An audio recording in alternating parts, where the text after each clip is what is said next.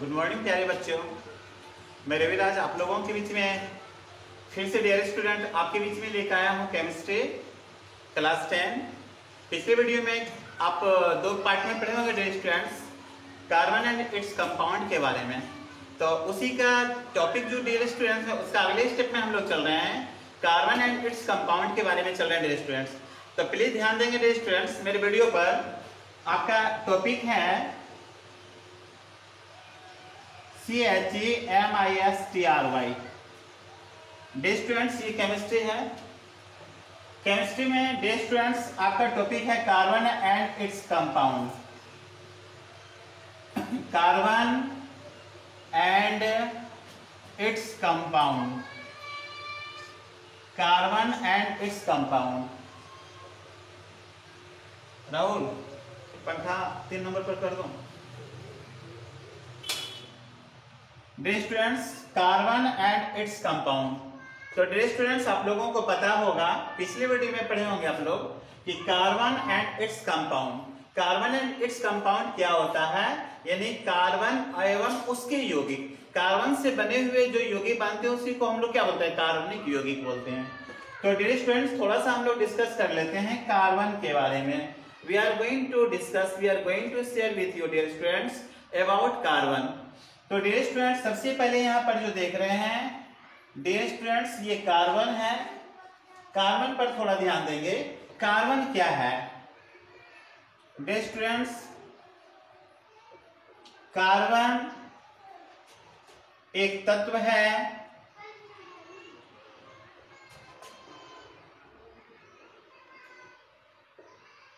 जिसका संकेत C होता है। डियर स्टूडेंट्स, कार्बन एक तत्व है जिसका संकेत C होता है।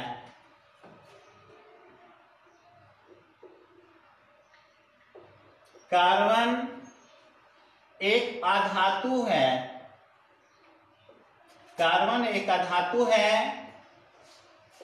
अधातु डियर स्टूडेंट जानते होंगे, धातु धातु। कार्बन एक तत्व है जिसका संकेत C होता है। कार्बन एक अधातु है, नॉन मेटल।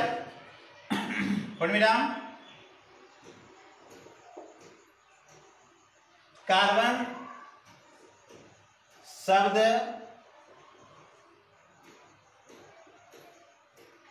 लैटिन भाषा के कार्बो से ली गई है, कार्बो से ली गई है, जिसका अर्थ कोल, जिसका अर्थ कोल होता है, जिसका अर्थ कोल होता है। डियर स्टूडेंट ध्यान देंगे, कार्बन एक तत्व है जिसका संकेत C होता है। कार्बन एक अधातु है, नॉन मेटल। कार्बन शब्द लैटिन भाषा के कार्बो से ली गई है जिसका अर्थ कोल होता है। फिर डियर स्टूडेंट्स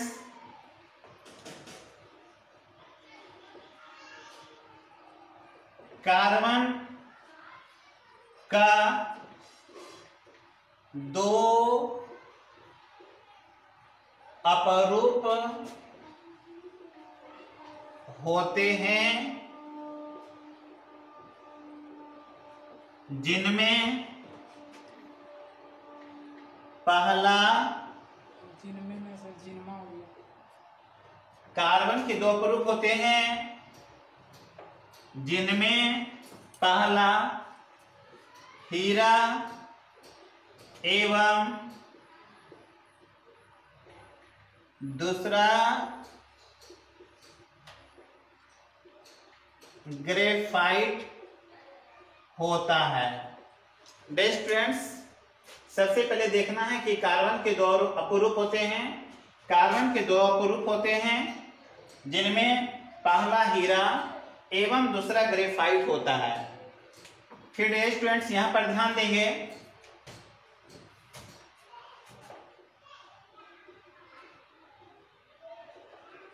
पृथ्वी पर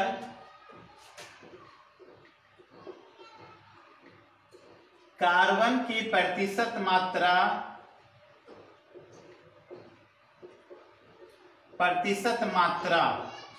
ध्यान देंगे डियर स्टूडेंट्स, पृथ्वी पर कार्बन की प्रतिशत मात्रा। नंबर 1 डियर स्टूडेंट्स, नंबर 1,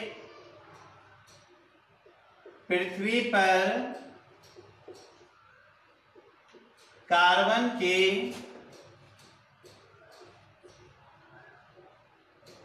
प्रतिशत मात्रा 0.02%। यानी डियर स्टूडेंट्स याद रखना है, ऑब्जेक्टिव के लिए काफी इंपॉर्टेंस है कि पृथ्वी पर कार्बन की प्रतिशत मात्रा क्या है। आपके पास ऑप्शन दे दिया जाएगा डियर स्टूडेंट 0.02, 0.03, 0.04 और तीसरा चौथा में दे देगा नन। तो डियर स्टूडेंट्स इनकेस यदि आपको पता नहीं होगा कि पृथ्वी पर कार्बन की प्रतिशत मात्रा क्या है, तो आप एनी कोई भी ऑप्शन आप वहां से मार के चले आते हैं डियर स्टूडेंट्स। तो यू कैन बी मिस्ड, वहां पर आप मिस्टेक कर सकते हैं डियर स्टूडेंट्स। तो याद रखना है कि कार्बन, पृथ्वी पर कार्बन की प्रतिशत मात्रा 0.02 होती है। तो डियर स्टूडेंट्स इसका ऑप्शन में क्या सही होना चाहिए, 0.02। बहुत सारे स्टूडेंट 0.3 भी मार सकता है, 0.4 भी मार सकता है, तो जो कि डियर स्टूडेंट्स उसका क्या हो सकता है, गलत हो सकता है। तो डियर स्टूडेंट्स आपके लिए पृथ्वी पर कार्बन की प्रतिशत मात्रा क्या होनी चाहिए, 0.2। तो ये डियर स्टूडेंट्स पहला है, ये ऑब्जेक्टिव के लिए काफी इंपॉर्टेंस है डियर स्टूडेंट्स। दूसरा कंडीशन है कि वायु में कार्बन डाइऑक्साइड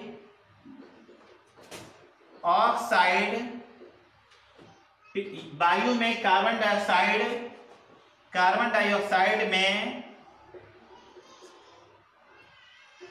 कार्बन की प्रतिशत मात्रा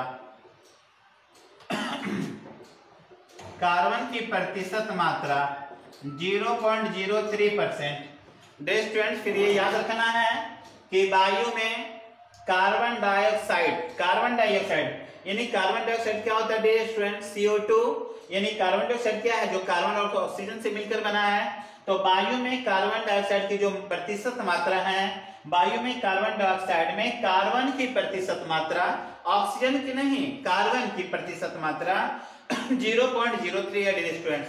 तो इस तरह से ये दोनों पॉइंट जो है डियर स्टूडेंट्स काफी इंपॉर्टेंस है। ये इस तरह करके पॉइंट कंपटीशन वगैरह में भी आते हैं, बहुत सारा एग्जाम देंगे तो उसमें भी शायद ये सब क्वेश्चन कभी कभी आ जाता है। इसलिए डियर स्टूडेंट्स याद रखना कि पृथ्वी पर कार्बन की प्रतिशत मात्रा 0.02 होता है और वायु में जो कार्बन डाइऑक्साइड होती है उसमें जो कार्बन की प्रतिशत मात्रा होती है वो 0.03 होती है।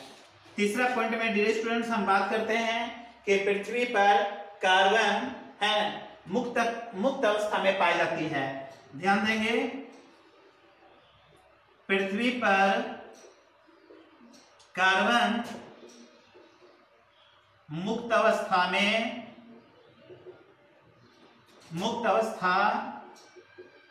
पाई जाती है।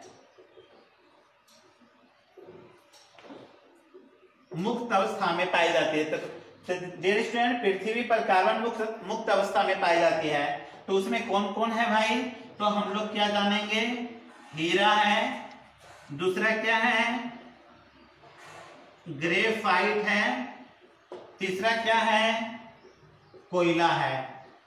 तो डियर स्टूडेंट्स मुक्त अवस्था में पृथ्वी पर कार्बन मुक्त अवस्था में जो पाई जाती है तो मुक्त अवस्था में हम लोग क्या देख सकते हैं, हीरा जान सकते हैं, हीरा होता है, ग्रेफाइट होता है और कोयला होता है। तो डियर स्टूडेंट्स अभी आपने कार्बन के बारे में देखे हैं कि कार्बन क्या होता है। फिर मैं again I want to discuss about carbon with you dear students. फिर मैं एक बार बात करना चाहता हूँ कार्बन के बारे में, फिर कार्बन से ही रिलेटेड अगला टॉपिक में चलेंगे डियर स्टूडेंट।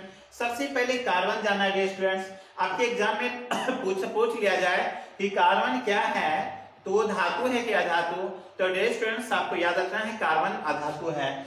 कार्बन एक तत्व है, ध्यान देंगे डियर स्टूडेंट्स।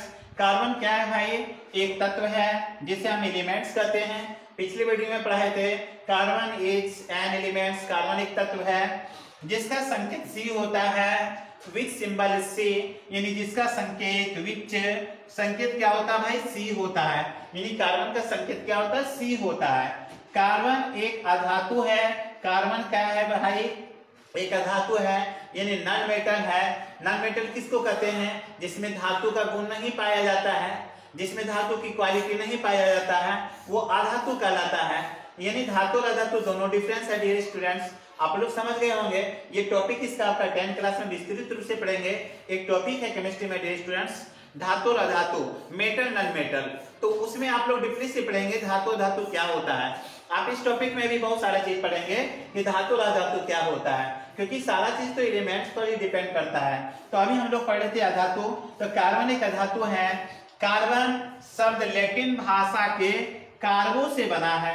आपसे पूछा जाए परीक्षा में कि कार्बन जो शब्द है वो किस भाषा से बना है? लैटिन से बना है कि फ्रांसीसी भाषा से बना है कि चीनी भाषा से बना है? तो डियर स्टूडेंट्स याद रखना है, जो कार्बन जो शब्द बना है वो कार्बो शब्द से बना है, जो कि एक लैटिन भाषा का एक शब्द है से ली गई है, जिसका अर्थ कोल होता है। तो डियर स्टूडेंट्स याद रखना है कि कार्बन का अर्थ क्या होता है भाई? कोल।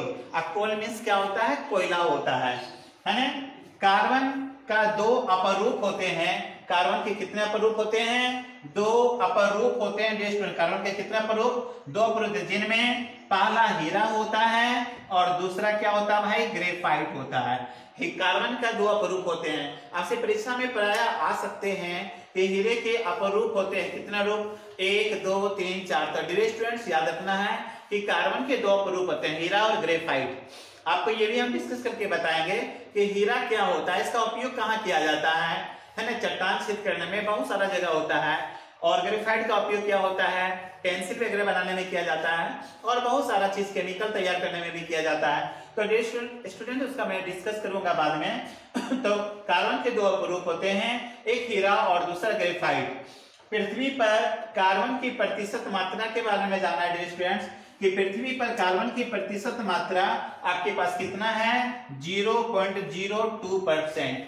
यानी पृथ्वी पर कार्बन कितना है? और वायु में कार्बन डाइऑक्साइड की कार्बन की जो प्रतिशत मात्रा है वो 0.03% है डियर स्टूडेंट्स। और पृथ्वी पर कार्बन मुक्त अवस्था में क्या क्या देखने को मिलते हैं? हीरा, ग्रेफाइट और कोयला के रूप में। तो डियर स्टूडेंट्स ये यहां तक आप लोगों को समझ आया है डियर स्टूडेंट्स। फिर हम कार्बन से रिलेटेड आगे की ओर चलते हैं डियर स्टूडेंट्स कि कार्बन में क्या और हम लोगों को पढ़ना है।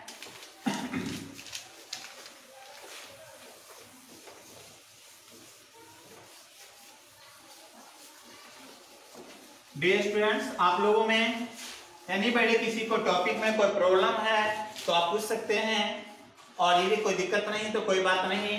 तो अगला टॉपिक डियर स्टूडेंट्स कार्बन का ही है। फिर अगला हम चलते हैं कि कार्बन।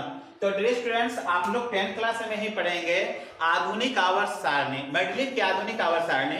वो भी एक टॉपिक चैप्टर है डियर स्टूडेंट, बहुत ही लाजवाब चैप्टर है आपकी क्लास में, मैं उसको भी बताऊंगा, अभी रिलेटेड है। तो आवर्त सारणी क्या है दिक्कत इसमें? देखिए कार्बन में डियर स्टूडेंट्स उसी का अगला भाग हम देख रहे हैं, आवर्त सारणी। आवर्त सारणी में कार्बन की स्थिति, आवर्त सारणी में कार्बन की स्थिति। तो डियर स्टूडेंट्स कार्बन की स्थिति अभी देखेंगे कि आवर्त सारणी में कार्बन की स्थिति क्या है। तो हम जान रहे हैं डियर स्टूडेंट्स सबसे पहले होता है ग्रुप। ग्रुप का मतलब डियर स्टूडेंट्स क्या होता है भाई? वर्ग होता है। दूसरा डियर स्टूडेंट्स यहाँ क्या है? पीरियड है, PRIOD पीरियड। पीरियड मीन्स क्या होता है डियर स्टूडेंट्स? यहाँ पर ग्रुप मीन्स वर्ग और पीरियड का मतलब क्या होता है? आवर्त। तो डियर स्टूडेंट्स ये भी आप लोग जान रहे हैं, पीरियड मीन्स क्या होता है? आवर्त। तो सबसे पहले आवर्त सारणी में जो कार्बन का जो स्थिति है, कार्बन का जो कंडीशन है डियर स्टूडेंट्स, आपको उसको याद रखना है कि आवर्त सारणी में कार्बन को वर्ग चौथा ए में रखा गया है। ठीक है, और इसे पीरियड जो आवर्त है वो आवर्त 2 में रखा गया है। तो आपको याद रखना है, एग्जाम में भी आ सकता है स्टूडेंट्स कभी कि आवर्त सारणी में कार्बन को किस वर्ग में रखा गया, तो 4a, और किस आवर्त में रखा गया, किस पीरियड में रखा गया, तो दूसरा पीरियड में रखा गया। फिर डियर स्टूडेंट्स हम लोग यहाँ पर कार्बन के बारे में देखेंगे। कार्बन के लिए आप जानते होंगे atomic number ATO MIC, atomic number. तो कार्बन के बारे में डियर स्टूडेंट्स एटॉमिक नंबर क्या होता है, कार्बन के बारे में एटॉमिक नंबर होता है, कार्बन का एटॉमिक नंबर 6 होता है। और एटॉमिक मास क्या होता है, एटॉमिक मास इसका डियर स्टूडेंट्स होता है, कार्बन का एटॉमिक मास होता है 12। इसके बाद इसका इलेक्ट्रॉनिक कॉन्फ़िगरेशन आता है ALC PRONIC CON FI GURATION। इसका एक इलेक्ट्रॉनिक कॉन्फ़िगरेशन होता है डियर स्टूडेंट, जिसको हम लोग कहते हैं इलेक्ट्रॉनिक विन्यास। तो इलेक्ट्रॉनिक कॉन्फ़िगरेशन आप लोग 9th क्लास में डियर स्टूडेंट पढ़े होंगे। केमिस्ट्री में इलेक्ट्रॉनिक विन्यास निकालने के लिए इसका एक टॉपिक है डियर स्टूडेंट्स। आप लोग पिछले वीडियो में आप लोग पिछले क्लास में, प्रीवियस क्लास में 9th क्लास में आप लोग पढ़े होंगे। मैं तो पिछले क्लास में पढ़ाया था डियर स्टूडेंट्स आवर्त सारणी के इलेक्ट्रॉनिक कॉन्फ़िगरेशन निकालने के लिए, जिसमें SPDF होता है और उसका जो इलेक्ट्रॉन जो निकाला जाता है सूत्र होता है 2n²। तो बहुत सारा चीज जो टॉपिक होता है डियर स्टूडेंट उसमें सारा चीज पढ़ाए थे। कक्षा क्या होता है, उपकक्षा क्या होता है, सेल क्या होता है, सब सेल क्या होता है, तो वो तो पिछले वीडियो में पिछली क्लास में पढ़े डियर स्टूडेंट्स। उसी के आधार पर अभी हम लोग पढ़ेंगे इलेक्ट्रॉनिक कॉन्फ़िगरेशन। इलेक्ट्रॉनिक कॉन्फ़िगरेशन कैसे निकालते हैं, हम डायरेक्ट भी लिख सकते हैं लेकिन आपको निकाल के दिखा रहे हैं। इलेक्ट्रॉनिक कॉन्फ़िगरेशन के लिए 1s 2s 2p dear student. इसी तरह हम लोग क्या करेंगे, बढ़ते चले जाएंगे। तो डियर स्टूडेंट्स आप लोग को पता होगा SPDF, ये डियर स्टूडेंट आपको पता होगा SPDF, ये 2 6 10 14। ये डियर स्टूडेंट्स आपको याद रखना होगा कि S का मान 2 होता है, P का मान 6 होता है, D का मान 10 होता है, F का मान 14 होता है। इसी के अनुसार आपको बनाना है डियर स्टूडेंट। तो यहाँ 1s 2s 2p। तो डियर स्टूडेंट S का वैल्यू सबसे अधिक कितना है 2। S के मान जब भी देंगे तो यहाँ पर ज्यादा से ज्यादा 2 पावर दे सकते हैं। आवश्यकता अनुसार कम भी लगता है, कभी कभी 1 का भी प्रयोग करते हैं। तो S का मान 2, यहाँ फिर S है तो यहाँ भी 2 देंगे डियर स्टूडेंट्स। अब हमारे पास ये देखना है कि एटॉमिक मास नंबर मेरे पास कितना है, तो 6 है, तो हमें 6 ही होना चाहिए। तो यहाँ पर S का मान 2 है, S का मान 2 है, P का मान डियर स्टूडेंट मेरे पास 6 है। यदि हम डियर स्टूडेंट यहाँ पर 6 को पुट करते हैं तो 6 2 8 8 2 10, मेरे पास 10 होता है लेकिन मेरे पास एटॉमिक नंबर कितना है 6। तो डियर स्टूडेंट 6 लाने के लिए क्या करना है, यहाँ 6 नहीं देना है, यहाँ 2 ही देना है डियर स्टूडेंट। तो अब हम लोग क्या करेंगे, ऐड करेंगे सभी पावर को, 2 2 2 यानी 2 और 2 4, 4 और 2 6। तो डियर स्टूडेंट्स यहाँ पर एटॉमिक नंबर मेरे पास है, ये भी 6 है। तो ये आपका क्या हो गया, इलेक्ट्रॉनिक कॉन्फ़िगरेशन हो गया। तो डियर स्टूडेंट इसमें क्या होता है, इसे हम लिखने के तरीका होता है इसका 2 और ये 2 और 2 4। तो इसका इलेक्ट्रॉनिक कॉन्फ़िगरेशन जो आता है डियर स्टूडेंट्स 2,4 आता है। तो 2,4 में इसमें हम 2 भाग पढ़ते हैं, एक कोर इलेक्ट्रॉन एक बैलेंस इलेक्ट्रॉन। तब अंदर के जो कक्षा वाला होता है डियर स्टूडेंट्स उसको हम लोग कोर इलेक्ट्रॉन कहते हैं। तो यहाँ पर 2 कोर इलेक्ट्रॉन होता है और 4 जो होता है डियर स्टूडेंट ये बैलेंस इलेक्ट्रॉन होते हैं, यानी बाहरी कक्षा और ये भीतरी कक्षा। इसकी फिर डिस्कस इसके बारे में करेंगे डियर स्टूडेंट। तो अभी हम लोग यहाँ पर क्या देखें, इलेक्ट्रॉनिक कॉन्फ़िगरेशन क्या है, 1s2 2s2 2p2। यहाँ पर इसका इलेक्ट्रॉनिक विन्यास 2 4 आता है। तो यहाँ पर आपको डियर स्टूडेंट्स याद रखना है, अभी हम तुरंत बताए थे धातु अधातु यानी मेटल के बारे में बताए थे डियर स्टूडेंट, और नॉन मेटल और नॉन मेटल। यदि किसी तत्व के वातन कक्षा में इलेक्ट्रॉन की संख्या संयोजित सेल में यदि 1 हो 2 हो 3, यदि किसी के वातन सेल में 1 2 3 इलेक्ट्रॉन हो तो वो धातु कहलाता है, मेटल कहलाता है। और यदि 3 से अधिक हो, 3 से मोर, यदि 3 से ज्यादा हो, 4 हो 5 है 6 7 8, तो डियर स्टूडेंट्स यदि 4 5 6 7 हो तो समझ जाएंगे क्या हो जाएगा, नॉन मेटल यानी अधातु। तो डियर स्टूडेंट्स सबसे आसान तरीका है धातु और अधातु को पहचानने का। यदि किसी एलिमेंट्स के वातन कक्षा में इलेक्ट्रॉन की संख्या 1 2 3 होता है तो वो धातु कहलाता है, मेटल, और 3 से ज्यादा होता है 4 5 6 तो वो क्या कहलाएगा, नॉन मेटल।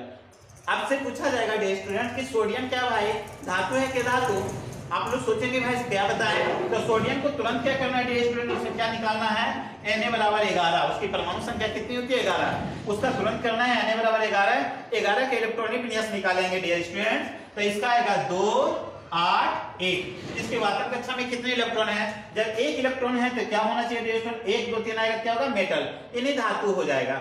यदि आपसे पूछा जाएगा मैग्नीशियम क्या है भाई धातु का धातु, इसके परमाणु संख्या क्या होती है 12, यदि इसका भी आप इलेक्ट्रॉनिक कॉन्फ़िगरेशन निकालते हैं तो ये आएगा 2 8 2, तो वातन कक्षा में कितने इलेक्ट्रॉन आ रहा है 2 आ रहा है, यहाँ भी 2 मिल रहा है, 1 2 3 होगा तो वो धातु, तो आपका मैग्नीशियम भी धातु है डियर स्टूडेंट्स, सोडियम भी धातु है। तो इस तरह से आप धातु और अधातु आसानी से समझ सकते हैं। तो डियर स्टूडेंट्स आज का टॉपिक तो मेरा कार्बन एंड इट्स कंपाउंड का है, तो इससे रिलेटेड है डियर स्टूडेंट, इसलिए मैं इसका कुछ डिस्कस कर लिया डियर स्टूडेंट। तो अभी हम लोग कार्बन के बारे में बहुत सारा चीज जानकारी देखेंगे डियर स्टूडेंट कि आवर्त सारणी में कार्बन की स्थिति क्या है। याद रखना है कि आवर्त सारणी में जो कार्बन है 4 ए ग्रुप में रखा गया और उसके पीरियड जो है आवर्त 2 में रखा गया डियर स्टूडेंट्स। इसका एटॉमिक नंबर जो होता है 6, एटॉमिक मास नंबर 12 होता है डियर स्टूडेंट्स। इसका इलेक्ट्रॉनिक कॉन्फ़िगरेशन 2 4 होता है, ये भी याद रखना, एग्जाम में कभी आ जाता है कि कार्बन का इलेक्ट्रॉनिक विन्यास क्या होता है 2 4 देगा, 2 5 देगा, 2 6 दे देता है, तो इस तरह से आपको जानकारी है। तो उसी प्रकार डियर स्टूडेंट्स और आपको ये भी बता दिए कि मेटल और नॉन मेटल क्या होता है। यदि किसी के अंतिम कक्षा में 1 2 3 इलेक्ट्रॉन होते हैं तो वो मेटल, और 3 से ज्यादा होता है डियर स्टूडेंट तो वो नॉन मेटल। तो dear students I hope this topic understood you, आपने इस टॉपिक को आप लोग समझे होंगे डियर स्टूडेंट्स।